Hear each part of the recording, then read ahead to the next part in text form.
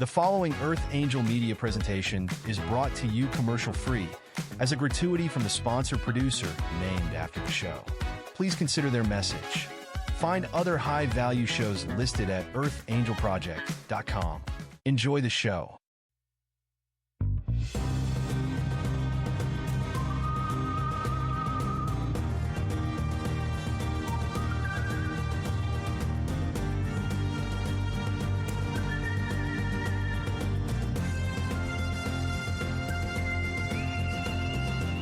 Welcome to Soul Decodes. Join us as we wander off the path to find the ideas that fascinate. We talk about spirituality, the mind, the ego, wellness, and hidden history with tips, travels, and tales. Charms for a better life.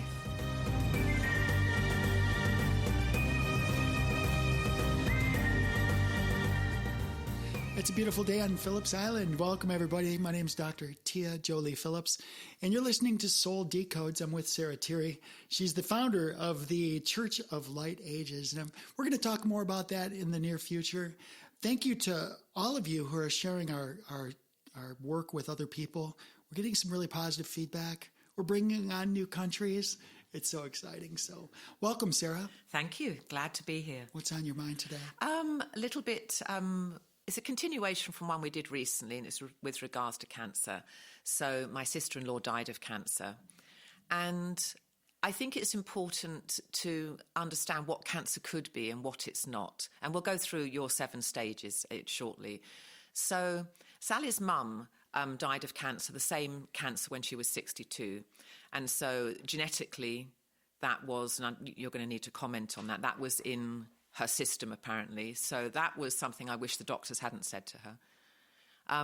She didn't want to know that she had cancer. She didn't want to know the depth of it. So when she found out a few weeks after being with me for Christmas a few years ago, she didn't want to know anything other than that she had cancer and she was able to get better. And she left the consulting room, left my brother there.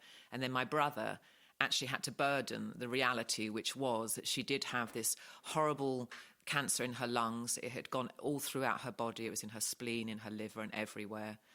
And Sallie couldn't deal with knowing what the truth was because she was terrified of dying, absolutely crippled by that. She also knew that she could cope. Well, let's say she knew that she couldn't cope with knowing what the reality could be, so she decided that she didn't want to know. She did everything to try and get better. She didn't smoke, never smoked. She did a bit of LSD in the 70s, but she was a beautiful chef. She cooked lovely meals. She exercised, rode her bike. She did everything that you would expect someone to do if they knew they had cancer and if they wanted to fight it. And she didn't fight it. She did for 2.5 years, and then she passed on, and that was 2 months ago. So when you pass on from something, that could be in your life plan. That could be that there is no fighting this. Now, you can make a valiant attempt to fight it, but it could have been that Sallie had 65 years and she didn't have any more. And I don't know, I don't think there's anything she did wrong. Having the fear of dying, though, was because she had a fear. She actually carried a lot of fears. She had a fear of height. She had a lot of fear going on. Fear about the nature of reality, how capricious it was, how unpredictable it was. And Sallie, although I had quite an entrenched belief system which I shared with her, and she understood a lot of it, she never had a belief system she was always on a constantly shifting deck because she couldn't anchor to a belief system because she just didn't. She'd read so much, taken in so much. All she did was write poetry about it. So maybe you don't get over cancer. Maybe it's something you do fight and it's in your life plan and you had to fight it in order to become someone new. So we don't know why we choose these type of variations in our life. And we see it as, terrible, this scourge. But maybe it's all just part of the plan. I love your perspective because so many things that you bring up kind of dovetail my thoughts, but they're still divergent enough where it commands exploration, which is very cool. So what questions do we have? Okay, the 7 stages of cancer. I think we should do it in reverse for some reason. Okay, well, so before we go there, let me address some of the things that you brought up just now with respect to Sallie. Because my mom passed with cancer. I want to have this conversation about what cancer is. And this is why people share these episodes, because there's a lot of information out there that is very confusing and people just don't get it. But my goal is to not answer questions, but to teach you how to ask questions. So within that construct, I want to proceed, but my intention is to not give you answers. I'm going to give you my perspectives and let that form the basis of your next question. Of your questions. And, there used to be a day where, like when we were children, it was never go talk to the expert because that's the one answer that's correct for everybody all the time in all circumstances. Well, no, that's not. Everyone's the different. church would say that. The church would say, come to me, we have all answers. We have all the answers because we're the best. We're perfect. God. We're speaking on behalf of the perfect. God. Right? Yeah. We're speaking on behalf of God. And our interpretation's the right one. But medical doctors are no different, really, a lot of them. Some of them are becoming enlightened, and some of them know they have some blind spots. Yeah, and that's great. The key. Yeah. But what I want to share is that I want to share with you, because I have so many people coming my way since November 1st. So what's that, 3 months? There's a 3-month window. I had 7 people approach me with stage 4 cancers. Some of them are inoperable. Some of them want to avoid the medical system because the medical system has scalpels, radiation, and chemicals. Yeah, that's what Sallie got. That's it. They don't have anything. I've got infinite. So what I put out there is the infinite.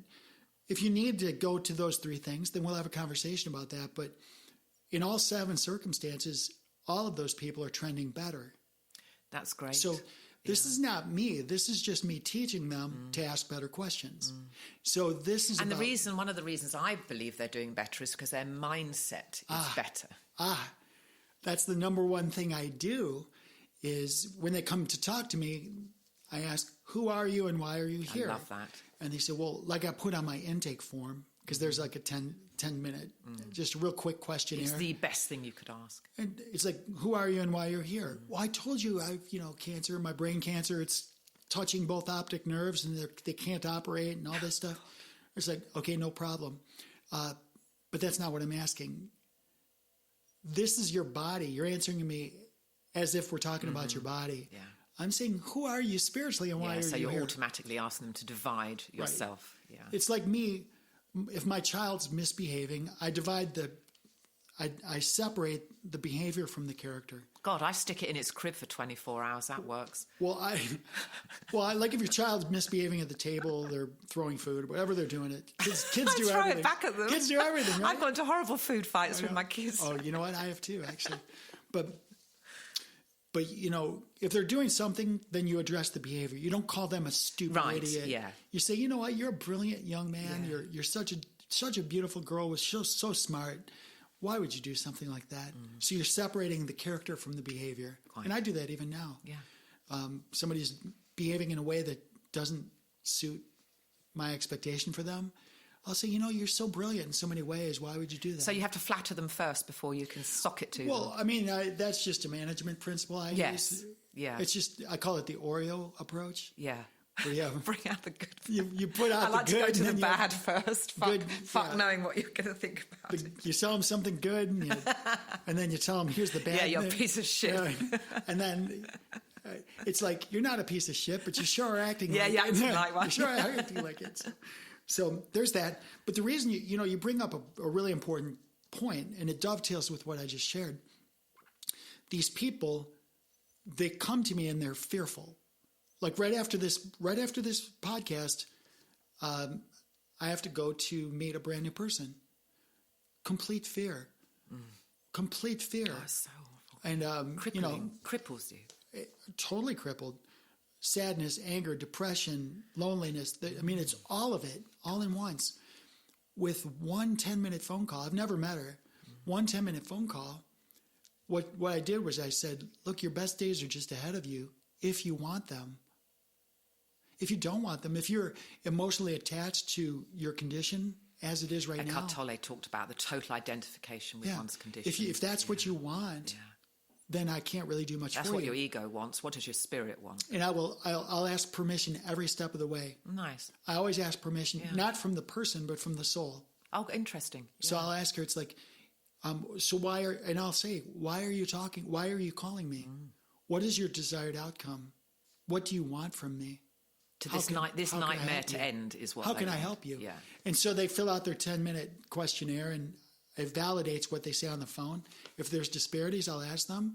But ultimately, if I agree to meet with them, they're in a position where they're wanting to move forward. Yeah. Now, to me, that's critical because like you identified with Sallie, if she's going to embrace the fear, if she's going to become subject to the fear, because remember, it would have killed her sooner, actually. Right.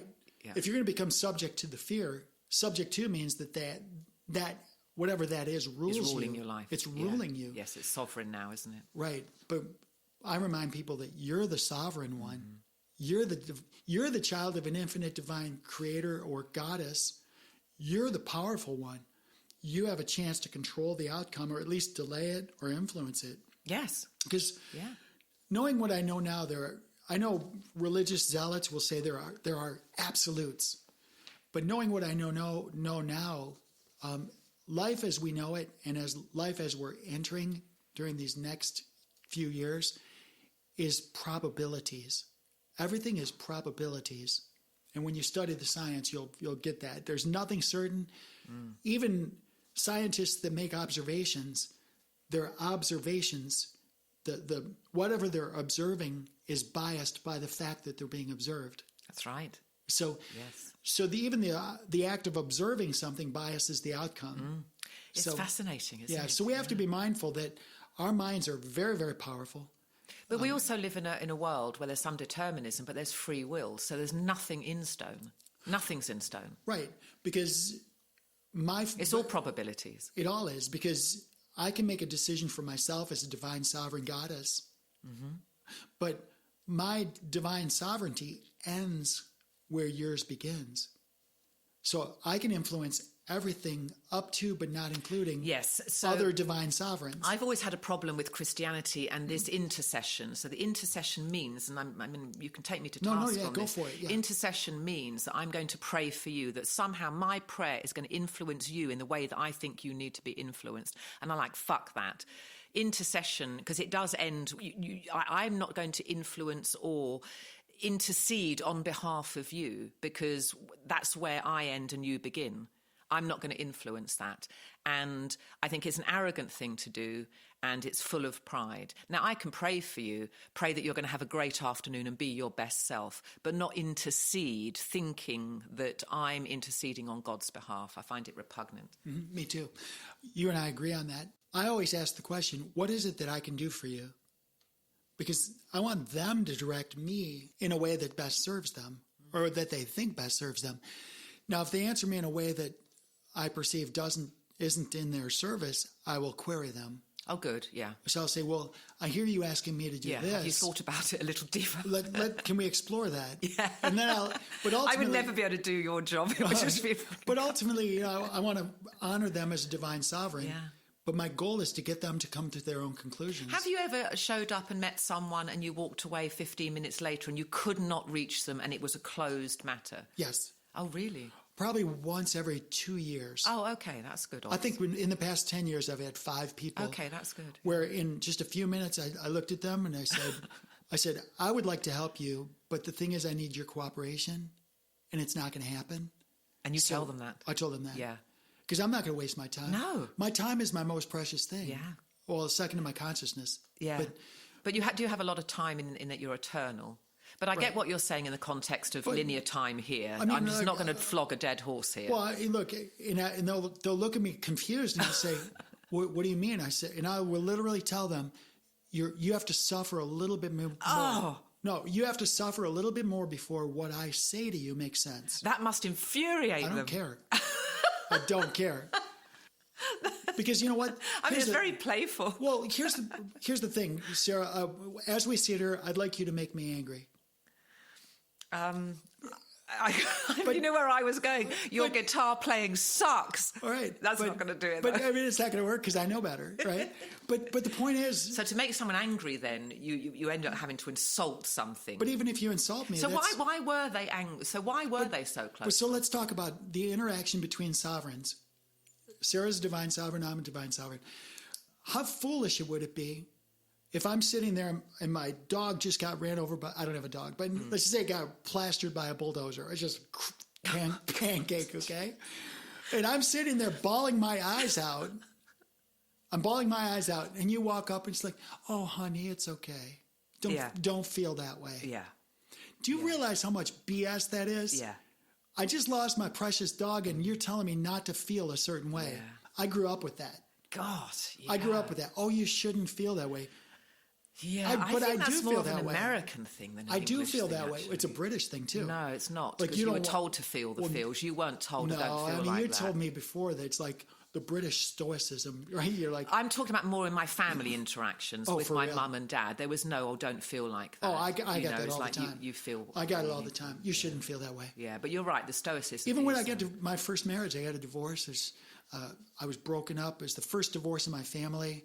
Everyone's happily married, supposedly. And I show up, supposedly with a happy marriage, pilot in the Air Force, very established, Air Force Academy, all sorts of, got the world by the Everything ass. looked perfect. Everything was perfect. Yeah. Literally a white picket fence. Yeah. Oh, God, really? Now? I mean, everything perfect. Little garden in the back, couple kids. Everything was perfect. So when I told my family, my mom specifically, that this is not working, I was so depressed and so sad because this marriage was not viable. I tried my best, more than my best, whatever I could do, and it was just not working. She didn't respond with, "Oh, honey, let's talk this through," or "Let's, tell me about it," or anything.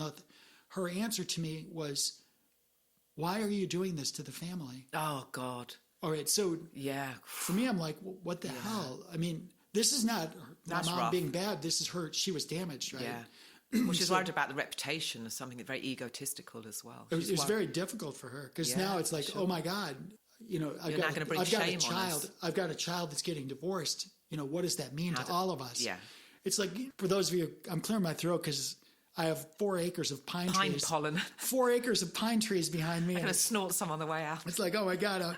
Right. You can literally see where I walked on the patio because there's like these footprints. It was on my car this morning. There's footprints out there. Yeah, so it's funny. I'm really struggling. Get a photo of that. Oh my God.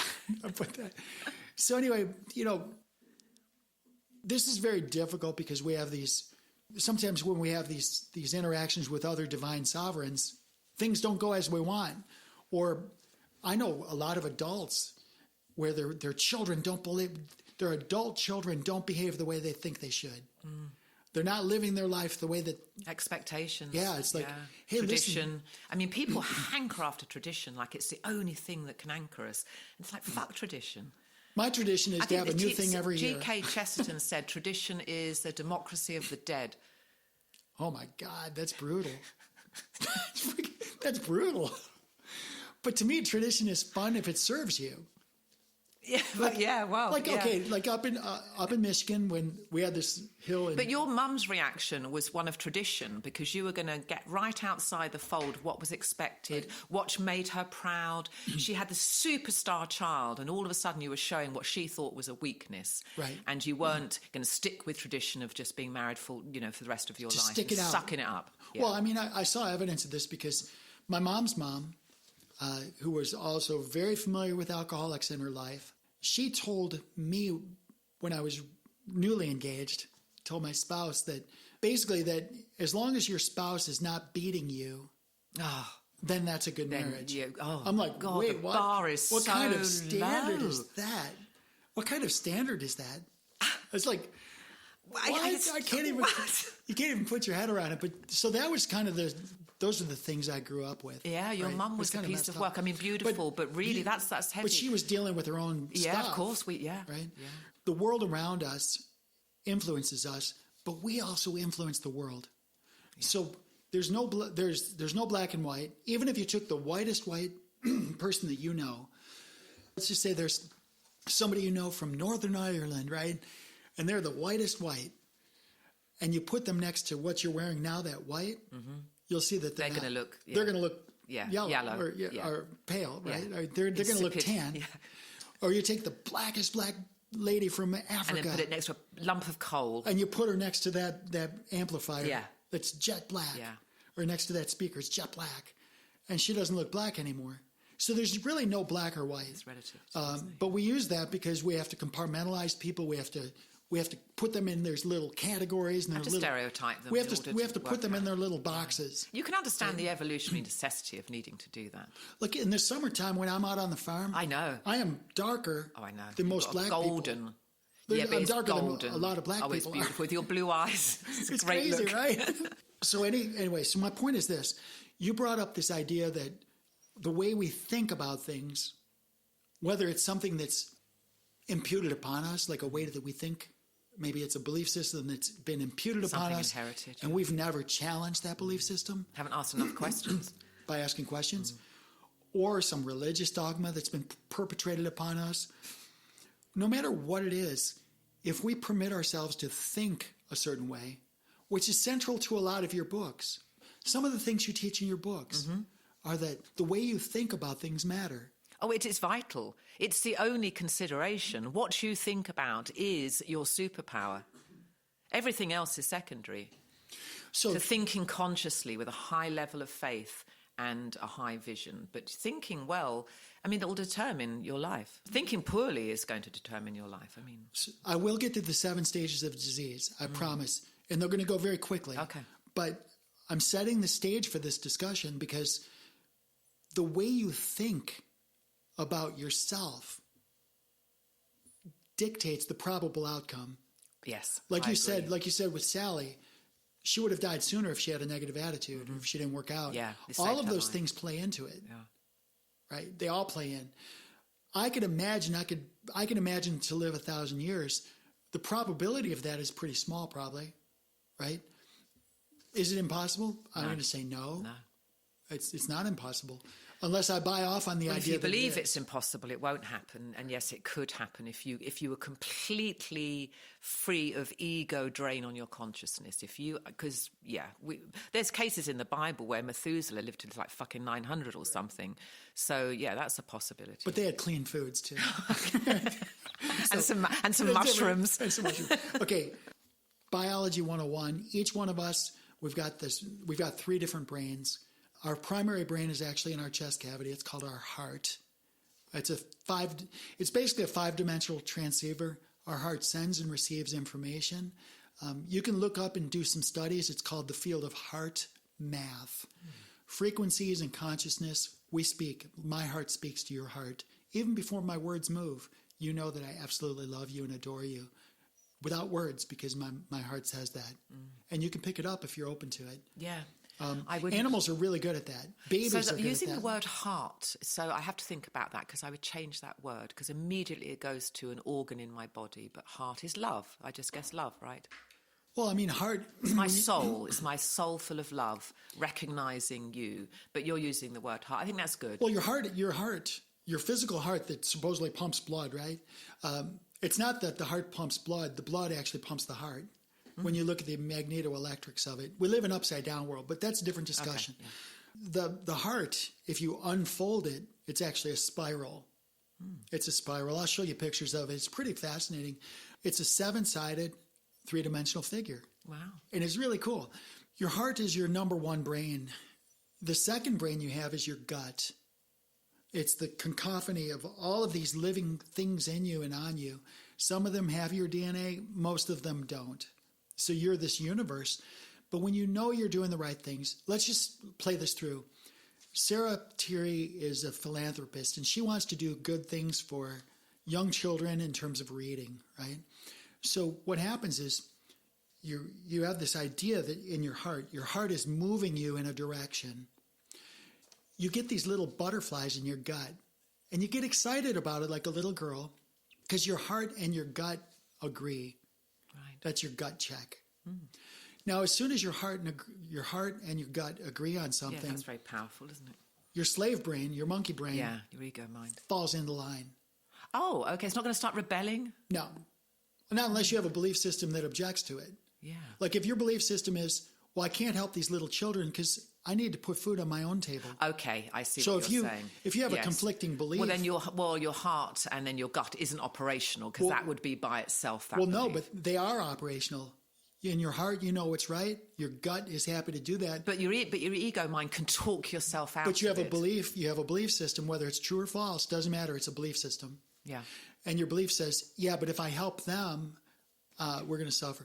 Yeah. Back in the early 90s, I was making about $80,000 a year being a very senior Air Force pilot. They actually paid me to stay in.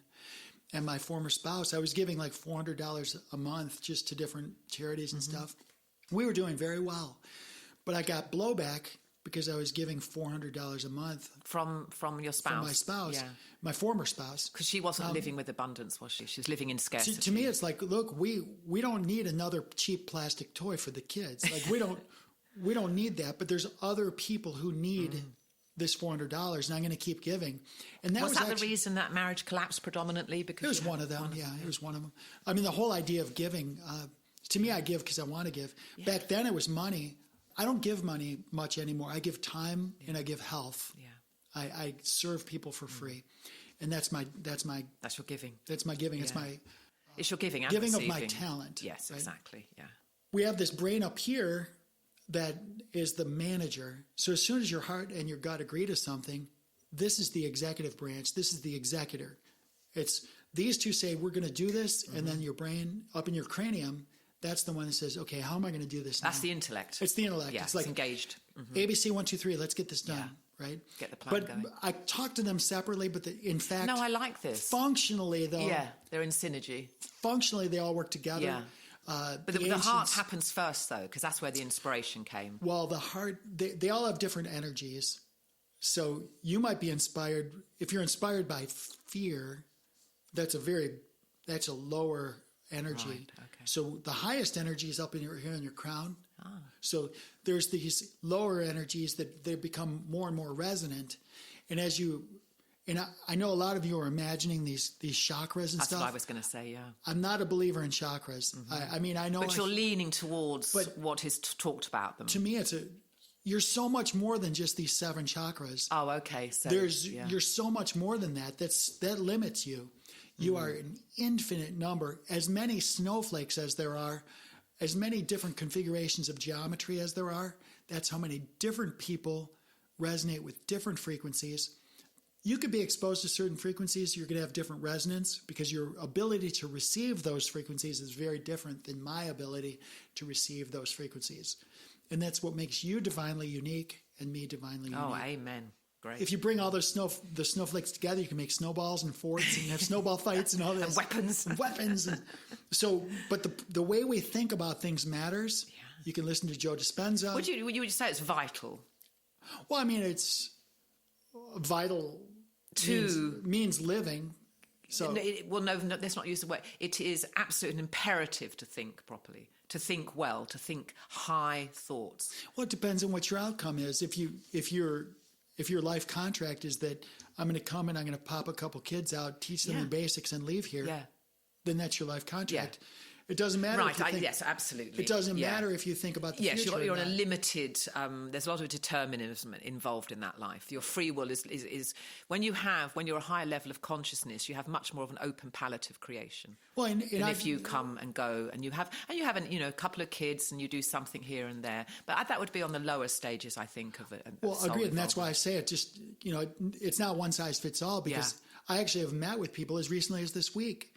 They're empty nesters. Their kids are out of the state. They don't call. They don't talk. They don't send postcards. I mean, none of it.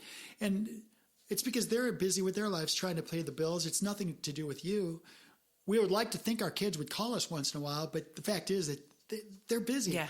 We didn't raise the children for them to have this obligation to call me and interact and come visit once a year. No, I want them to enjoy life and go skiing and have fun and water ski. Yes, I like them to call sometimes. Yeah. Let's be real. But don't take it personally. But don't take it personally if they're not. Mm-hmm.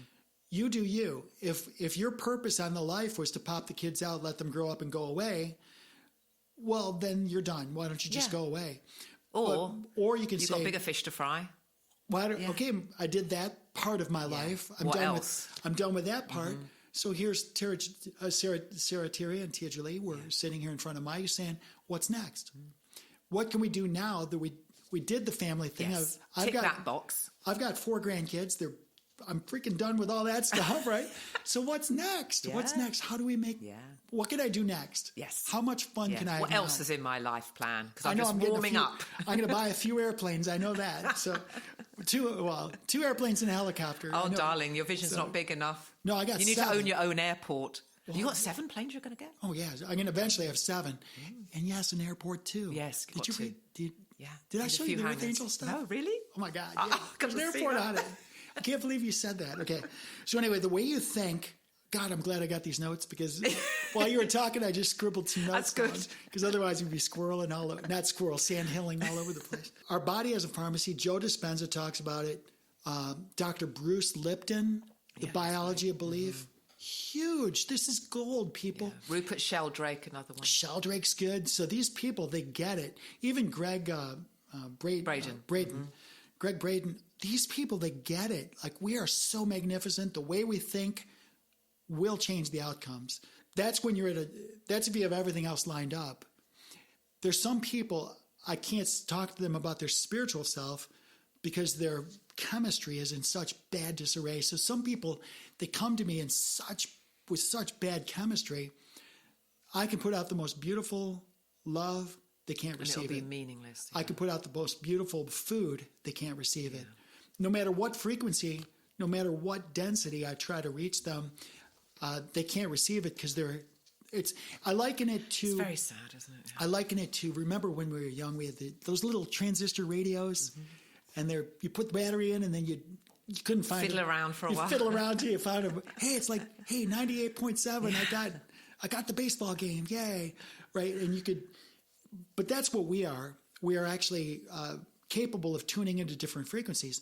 But what if that AM/FM radio was just on your boat all summer on the ocean, and it got corroded with salt, and it's just all the inner workings of it got degraded. And you got jaded. And the battery was leaking. And it's easy to get jaded. Well, the receiver, it doesn't mean there's not beauty out there. No. All those frequencies are out there still. You're not in any type of identification. But you with can't them. receive them because your receivers are broken. Yeah. You're the AM, you're the receiver, but you're a transceiver too. So you receive, but you also send. But if your receiver is broken, that would be your avatar, your body. I have people come to me. The very first thing I do is tell them, we got to take out the trash. Well, my body's, my joints, my skin, my breath, my things aren't working in the bedroom. Let's take out the trash. If your body's polluted, your blood, your organs, your tissues, if you're polluted and you're losing your hair and you're not sleeping, we have to take out the trash. So we'll talk about that. So I'm setting the stage for the 7 stages of disease. I presented Thursday. A girlfriend of mine she's got her own health clinic. She's a doctor. She says, I've got a lot of people interested in holistic health. Would you present? So I presented my gut babies, and I showed a slide. It's one of my most sought after presentations. It's called Gut Babies. I'll actually put a link in the show notes. Yes, let's do that. Yeah. But what Gut Babies is, I call it Gut Babies because we have a lot of things living on us and in us. The byproduct, the metabolic byproduct from those bacterial cultures within your gut can influence the way you think. If you feed certain bacteria, they're going to make you sad and angry and depressed and short-tempered. If you feed other bacteria, they produce things like propionate, acetate, butyrate. These are very favorable for your neurotransmitters, and they're like a warm hug for your brain. Yes, the word elation came into my mind there. You're going to get more elated and not be dragged down. Yeah, I mean, when you're That's eating, so interesting. When you're eating foods that serve you, when you're eating foods, and guess what? If you're eating Lucky Charms from a box, that's not even a food. That's a bunch of chemicals that a, quote, food scientist put together. So I'm bringing this up because during my presentation, I showed a slide. I'll show it to you. I have 2 slides, identical twins. They're on one hand, I got 2 girls. DNA is the same. On the other slide, 2 girls, same DNA. You would not be able to tell, completely different. One of them's clearly going through chemo, no hair, skinny, withdrawn. The other one's athletic and perfect. The other set, One looks normal, happy, healthy, 35-year-old. The other one's like 400 pounds. But they have the same DNA. Yeah. So this whole idea, the science, this fraud that perpetrates upon us, like, oh, well, I'm going to be diabetic because my mom was and she was. Or I'm going to have a heart issue because my mom was and she was. If you were told by a so-called expert that you're going to have a heart issue because your mom did and her mom did. It depends whether I believe it, yeah. It's up to you whether you believe it or not. Poisoned by these fairy tales. So that's exactly what it is. So for me, they told me 15 years ago that I had lupus. The VA. Yeah, you have lupus, Captain. You got to go to get this radioactive iodine, do these tests. I'm like, yeah, no, I don't. And it's like, no, yeah, you do. You have the markers. And I'm like, yeah, no, I don't. How long do I have before I go take these radioactive tests with your science people? And they're like, well, 7 weeks is probably the earliest, maybe 6. I'm like, okay, cool. So I stopped all meat, all dairy, raw plant food for 6 weeks. I made them promise to check my blood before I did the radiation stuff.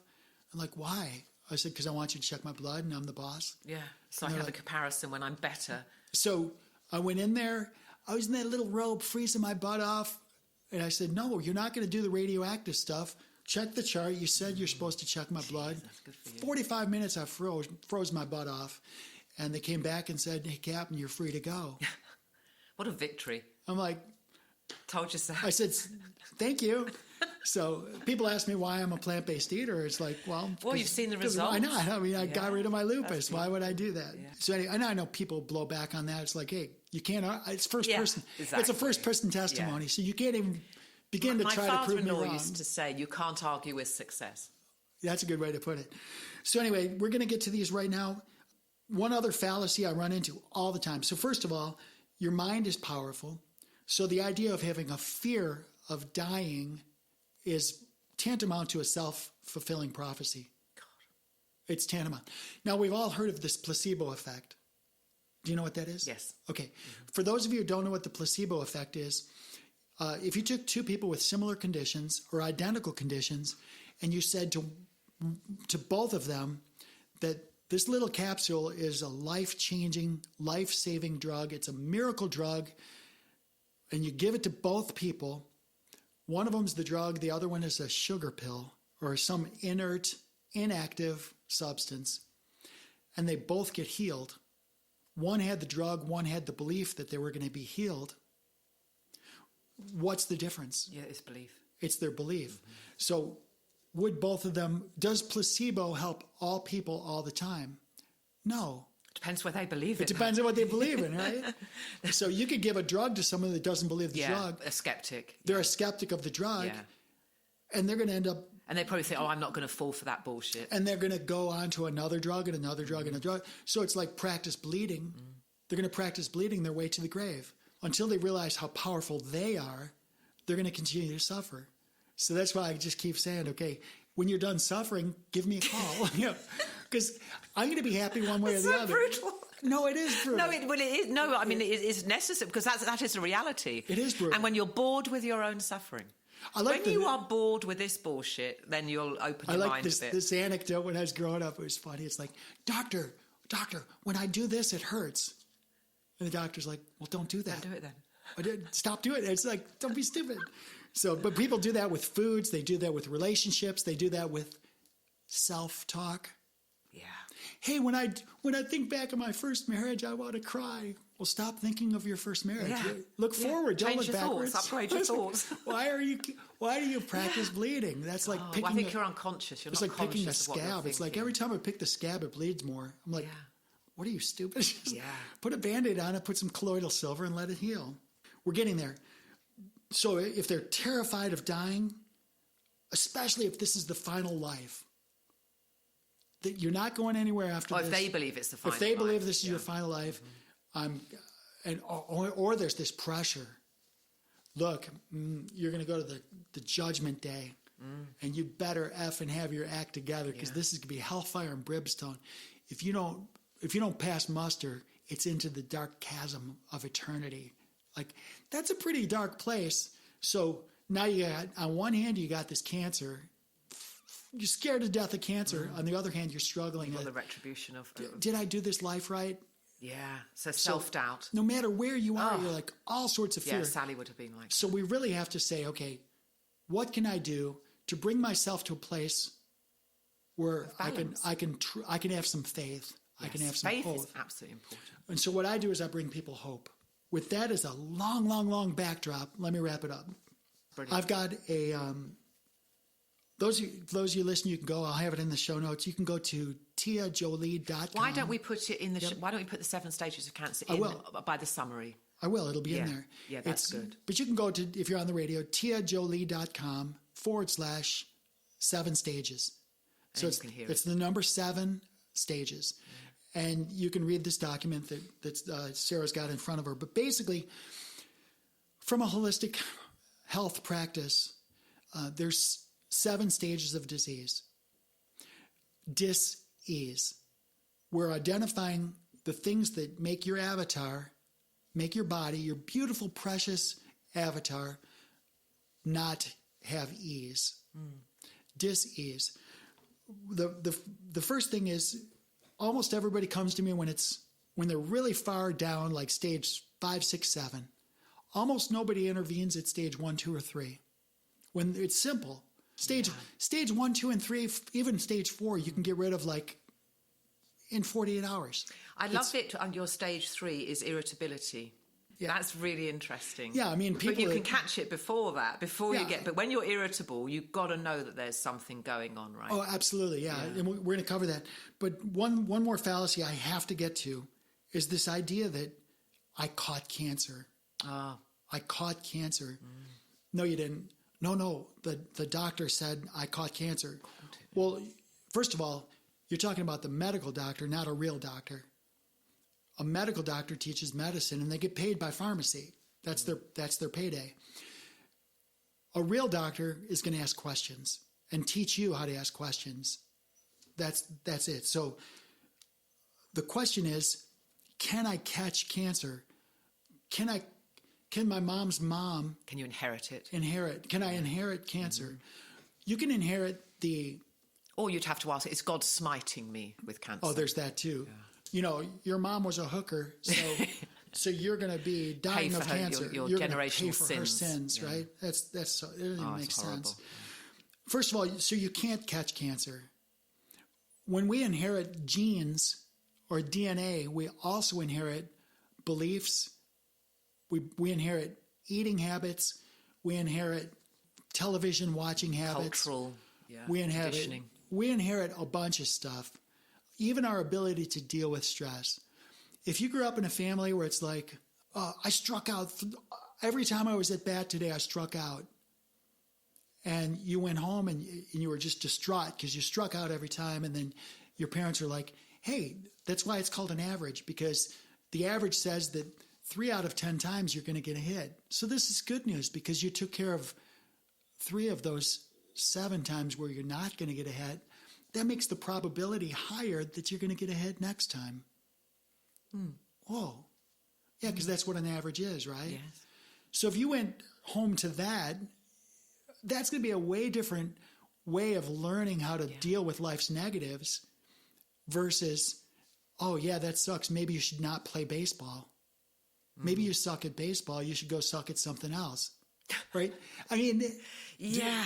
So it's kind of the way isn't it? But the way we learn to question is really important for our future. Yeah. We don't catch cancer. It's not handed down. Most diseases, this makes my diabetics crazy. Type 2 diabetes is 100% earned. It's a badge of honor. It's something you wanted. It's something you deserved. It's a label you got. loved. Yeah, you've branded yourself. You embraced it. Yeah. So all of my type 2 diabetics... identity. Yeah. I just say... Yeah.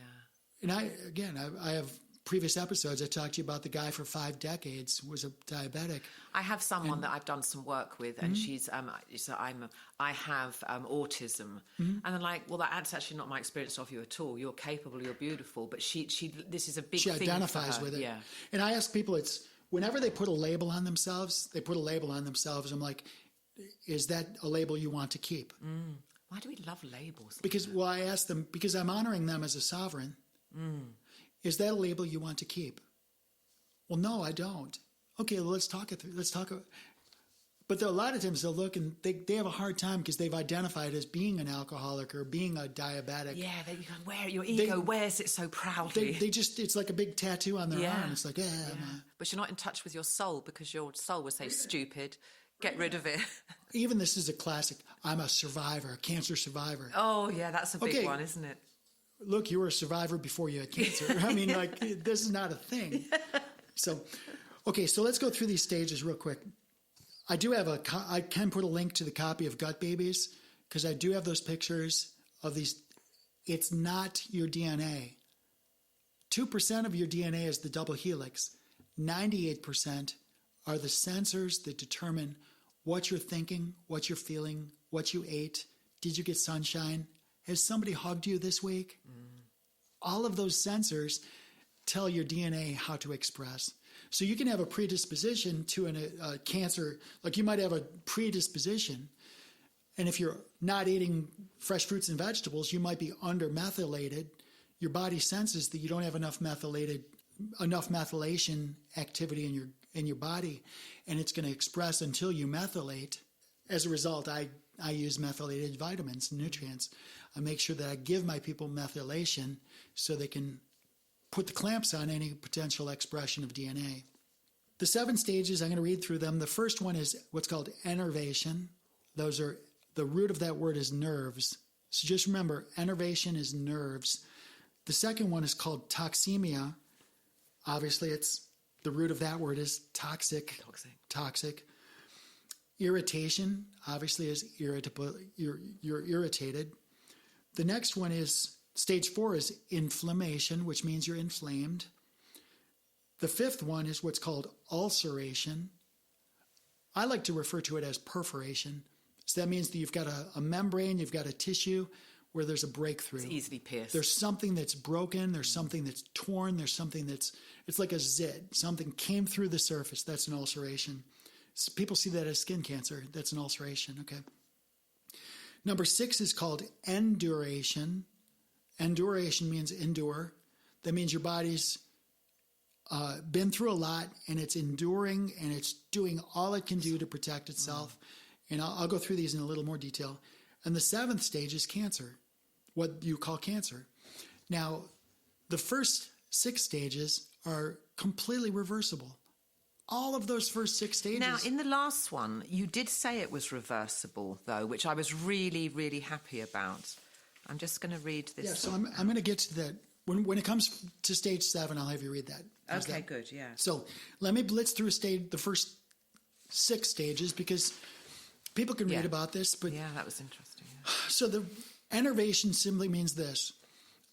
I ate something or I experienced something and I'm agitated, I'm irritated. So I'm upset about something. This is like a baby that's got gas or a baby that's not sleeping. A baby's trying to sleep and it's crying. Just think of a baby crying. If everything's not perfect with the baby, it's hungry, it's tired, it's this, whatever, the baby's going to cry. Just think of innervation. It's agitated. Yeah. Something's just not right. I didn't sleep well last night. And it's mild. Yeah, it's just mild. It's a mild irritant. But what you're going to find is that these mild irritants, they stack up. Ah, yeah. And in the aviation world, we call it the chain of events. So if you have a pilot that didn't sleep well and then there was no breakfast and now there's storms and there's a maintenance issue and now somebody threw up in the back and you lost and your co-pilot got sick. Stalled on takeoff. And there's all of this stuff happening. Then you end up having an accident or an incident. What caused it? So it might not be trivial. You say, what caused the accident? Yeah, a knock-on effect. It was like a whole bunch of things. And this is where modern medicine gets it wrong. There's a lot of ways it gets it wrong, but they're going to say, oh, you have arthritis in your elbow.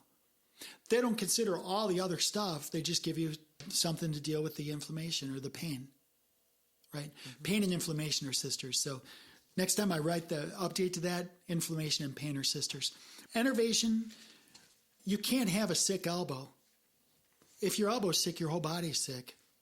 If you're depressed, it's not just a brain issue, it's your whole body. Your whole body's struggling with something. So that's that. Number 2 is toxemia. Our body naturally wants to get rid of poisons and toxins. No different than you as an entire system. You want to pee and you want to poop.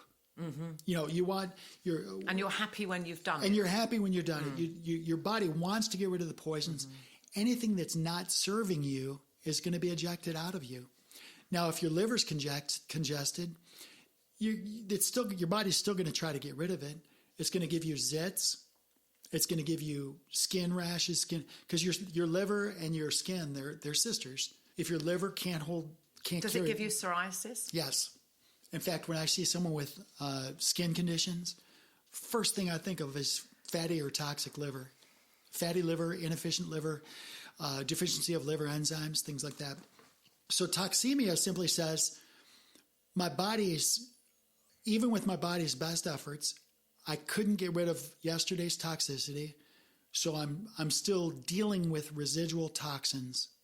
Because every day your body wants to clear the toxins, but if you're stressed, if you're not eating or sleeping, or there's all of these different things that play in, eventually you're going to get to the point where you're not clearing all the toxins.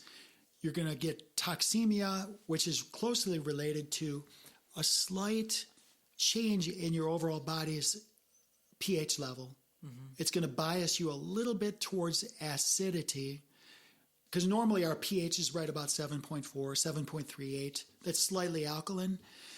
But if we're toxic, our body's going to bias a little bit more towards acidity. And it's a different conversation, but if people stay in that toxemia, they only stay at level 2 their whole life. Your body's going to try to normalize that pH. And one of the best ways it does it is by sucking calcium from your bones. So it's not like you don't have enough vitamin D or whatever. You don't need, if you have osteoporosis, osteopenia, joint issues, I ask, let's take out the trash. Because that way you don't have to suck the calcium out of your bones. It's the calcium, it's the acidity that sucks the calcium out of your bones. It's drinking sodas. Oh, but it's diet. It's sucking calcium out of your bones. It's acidic. Number 3 is irritation. This is where it's like, I got the skin rash. I'm itchy. I've got body odor. Yeah, I was going to say you smell. Yeah, smell is a big thing. Like once you go plant-based, if you're I know 0 true raw food, plant-based eaters that have bad breath or body odor. Mm-hmm. Once you clean up, you won't even have body odor. Yeah. God did not design body odor, did he? Yeah, it's not. Yeah. Body odor is because you're toxic. It's because you're not doing something you should. And if somebody has halitosis, they are so toxic. Their liver, their kidney. If they have halitosis, there's a good chance. If you look under their rib cage, they have this big gut, and it's not just a fat gut. It's jutting out. It's inflamed like a balloon. There's a good chance they have that big. They joke about it, beer belly. This trophy gut. Yeah, my dad had one of those. Because their organs are inflamed. Because when you're toxic, you start to get inflamed. Which is my dad's was so big he could put his beer on top of it. Yeah, he could use it. He called it his shelf. That's level 4. Okay. So you get irritated, but then you quickly thereafter you get inflamed. Right. Sometimes inflammation is sisters. And that's going to irritate you even more. Yes. Now you start to get into this. It's cyclical. Now you're inflamed. Most of the time when you're inflamed, you have pain. Yeah. Not always. Sometimes you have pain without inflammation, sometimes inflammation without pain. But they are sisters. If you're a little inflamed and you don't have pain, it might be because it's your gut and you don't have pain receptors down there. You don't have the same. If I touch a hot stove or I need pain receptors to perceive that pain. Your gut could be in excruciating pain if it had pain receptors, but because it doesn't, you can have inflammation without the pain. Right. But then you're going to get pain as soon as you get to the next level, which is level 5, which is ulceration. So now your gut is going to start leaking. It's going to perforate. You're going to have what's called leaky gut. The perforation, now you're going to start to feel the pain, and it's going to be not a little bit.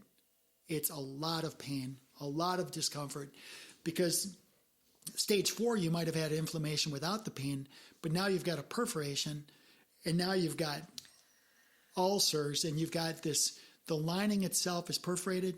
Now you're triggering those pain receptors with acid from your gut, and it's not a pretty look. So the good news is your gut, the innermost lining layer of your gut, it's called the endothelium. it starts to heal itself within 72 hours. Just start changing in the first. There's some hope. The first 4 and 5 the first 4 layers for sure will 72 hours to a week. We can reverse those. That's great news, isn't it? Now, once you have ulceration, it really depends on where it is, what it is, and how deep, and how long it's been there, going what's the size, what caused it. But it's still reversible. But we need to intervene quickly. The longer you wait, this is a Chinese proverb. The farther if you're on the wrong, it's Japanese, one of those two. But the longer you're on the wrong train, the more costly it is to go back. Yeah. It makes sense. And time consuming. And time. It's going to waste time and effort and energy. Yeah. So ulceration's number 5. And you can read about this. Just download it. Number 6 is induration. People come to me, it's like, oh, I have cancer, or I have tumors. I have cysts, I have tumors, I have polyps, I have this, I have that. If your body is trying to get rid of things, and you're so toxic, your systems are so sluggish, your body is so far behind take out the trash, you are literally hoarding toxicity. You're inflamed, nothing's working right. Forget about having good sex. It's gone because everything's not working. Well, guess what? You're entering this stage of induration. That means your body's saying, okay, clearly you're not going to take care of me. I need to take care of me. So it's going to take toxins and start bundling them up, rolling the toxicity up into little modules, little nodes. Now, you're going to call them cancers or tumors, or you're going to call them these things, these little growths. But what your body is doing is it's creating a capsule, a little tissue or a fat capsule, and it's going to try to push that out of your body. It wants to push it out. Expel it, yeah. I had a girl that presented with, she wanted to naturally get rid of her breast cancer. And I'm going to tell you, it was the nastiest thing, but we helped her. It was right on top of her right breast, and this freaking ugly, stinky, smelly, pussy stuff was getting ejected out of her breast. Right there on top. She would not do medical. She didn't want to. I didn't want her to. What we did was we created a substrate within her body to facilitate the ejection of this mass. And she's just fine now. Her body literally took this massive wad of toxic sludge and pushed it out of her chest, just right out. So what I did with her was that we were using colloidal silver, changing gauzes, using aloe vera, just keeping it moist and helping the body do its job, getting rid of these masses. So that's kind of what we do to work with the body instead of against it. Now, if I have a tumor in my body and it's not spread, and then I take a needle because I'm going to do a biopsy, and there's this beautiful, your body is doing its job. It's got this little sphere full of poisons, and it's going to work its way out. Maybe you'll poop it out or pee it out or eject it out your skin. But then you're going to go and do a biopsy, and you're going to poke it with a needle. They did that to my mum when she had brain tumour. It was the worst thing I ever agreed to. So what are we really saying here? Your body's taken this poison. It's successfully wrapped it up in a little fat bundle. Stuck it somewhere. And now I'm going to pop the balloon. And you're expecting it to not spread? You're encouraging it to spread. The poisons. It's not cancer. So here's the punchline. God. Cancer, toxins come from within your body because your adrenals can create very toxic chemicals, corticosteroids, epinephrine, norepinephrine. All of these are fight or flight things, but we stress so much about so many things that becomes toxic by itself. So what happens is we have these tumors and people go and poke them with bubbles and they squish them and pop them and all this. And then the poisons spread and now we have this metastasis. It's metastasized. So that's what happened to Sallie because, we'll get into this. I can't even go there right now. We don't have to. Oh, but my. I'm not saying this is what happens, but from my point of view. What happened to her? That makes so much sense now. I don't know really anybody where if you pop a bubble of toxins and you don't expect it to spread. Yeah, duh. I mean, this is like 5th grade stuff. Yeah. So my question becomes this. If you knew you had this little bag of poison toxins and you're at level 6 and your tissues are hardening themselves, you're creating these little modules full of toxicity, and you decide to not pop them, what do? Well, first of all, you get your liver, you get your organs working 100% capacity. Because eventually your body will pop it by itself, but it won't pop it until you're able to deal with it. So so they'll reduce the, So it's going to say, okay, reduce its impact once it's dispersed. Yeah, we can't deal with this poison now, so I got it in this little bubble. It's in the shelf in the closet. I know it's there. I'll get to it. Let me clean up the system, because your body's super smart. It's going to clean up your system. Let's get the liver, the kidney, the organs, everything working properly. Then eventually it's going to go to the shelf. It's going to pull it off the shelf, pierce the bubble itself. It doesn't need help. It's going to pierce it itself. It's going to get rid of the refuge. Yeah. It's going to deal with the toxicity. You're going to stink for a while. It's going to poop it out, pee it out, sweat it out, menstruate it out, and then it's going to be out of your body. That's how that works. It's awesome. So it's a beautiful thing. Yeah. Then we get to cancer. Cancer, here's the punchline. You don't get cancer. Cancer cells are your cells. They have your DNA. You produce them. You've abused them for 6 stages. These are your crying, screaming babies that are now teenagers. They're crying, screaming babies. You've abused them for 7 years, 8, 10, 12, 15 years, and now you're expecting them to behave. That's a very funny and accurate analogy. You're expecting them to behave, and they're like, F you. Fuck off. I don't need you in my life. Now, you don't know shit. Yeah, God. Now, the good news is, if the cancer cell, which is your cell, remembers that it's, oh yeah, I'm a brain cell, I remember, you can still reverse it. You can get it all the way down to stage 0 if it remembers. But if that cell is so compromised that it doesn't remember what it is, that becomes the problem. That's when it's like you have a brain cell, it's running out of control. It used to know it was your brain cell. Now it's just this renegade animal. It's going to devour anything that's in its way. Jesus Christ, superstar. Those are 50-50 maybe, if you can get those back or not. A lot of times you can't get them back. And those are the ones that you lose very quickly. They're so far down the road that those cancers, those progress very quickly. Yeah. That was a lot of words. Yeah, but that was amazing. But those are the 7 stages. Really interesting. And guess what, y'all? I'm just a kid that asks questions. I'm no different than you. I'm no different than anybody else. I've just asked more questions than you knowledge, have. Yeah. And if you have something to add to this, something I can learn from you, I'm begging you. Yeah. Let me know, because I want to make my game better so I can help more people. That's beautiful. Okay, so that was a lot. What are your thoughts? I don't have any. I think that was really, really great.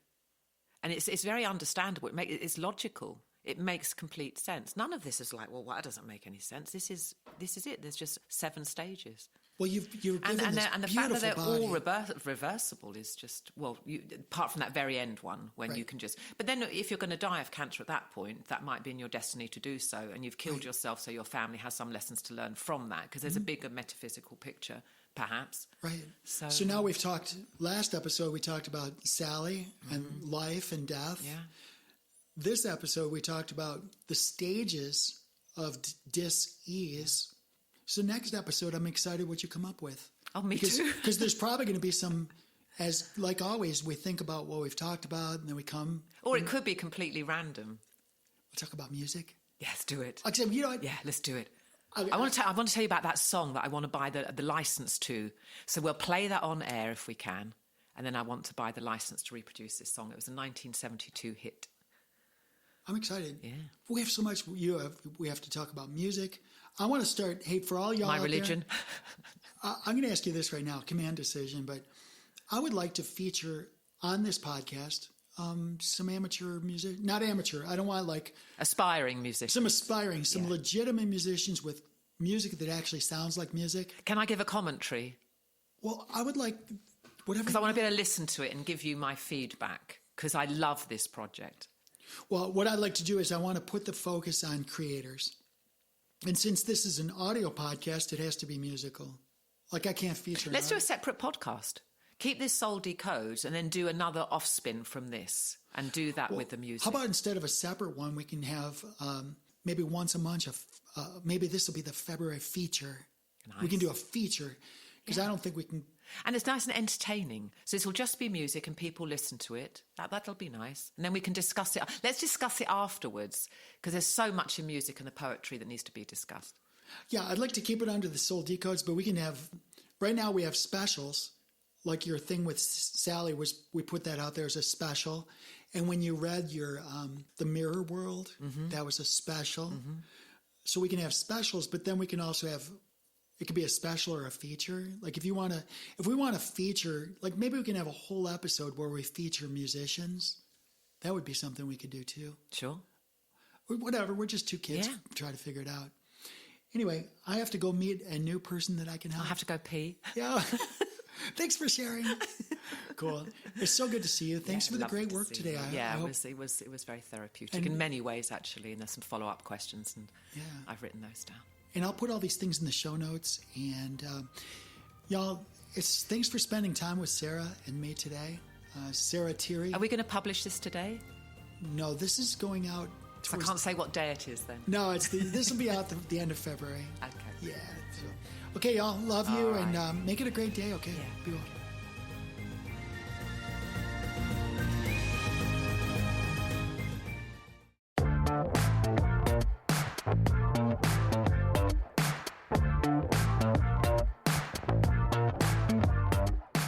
Soul Decodes, a feature presentation, airs every Friday on the Earth Angel Media Network.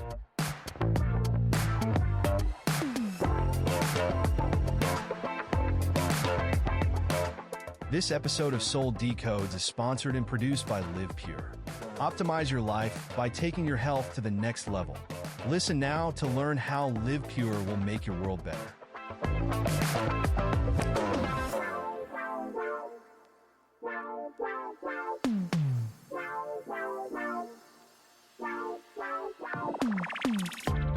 Live Pure is an American-based distribution system of online portals that give discounted access to clean, potent, natural, and ethically sourced healthy solutions for fat loss, muscle gain, immaculate skin care, immune system support, whole body cleanse, physiological balance, and performance support for athletes of all ages.